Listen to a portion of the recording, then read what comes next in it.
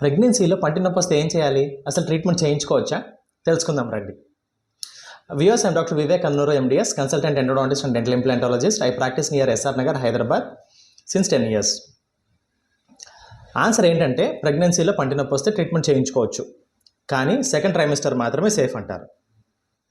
ఒకవేళ first ట్రైమిస్టర్లో treatment చేయించుకోవాల్సి వస్తే పిండం అనేది డెవలప్మెంటల్ ఫేజెస్లో ఉంటుంది కాబట్టి ఆర్గానోజెన్సిస్ జరుగుతూ ఉంటుంది కాబట్టి మనం ఇచ్చినటువంటి లోకల్ అనస్థీసియా బ్లడ్ స్ట్రీమ్ ద్వారా ప్లెజెంటాను క్రాస్ చేసి పిండాన్ని చేరుకొని ఆర్గానోజెన్సిస్ని కొద్ది వరకు డిస్టర్బ్ చేసేటువంటి అవకాశం ఉంటుందని రీసెర్చ్ చెప్తోంది.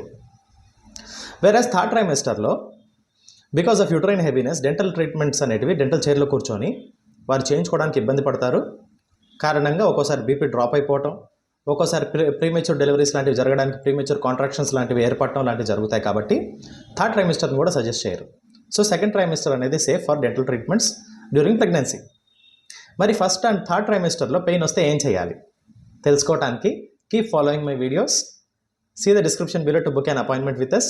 Signing off, your Dr. Vivek Annuru. Thank you.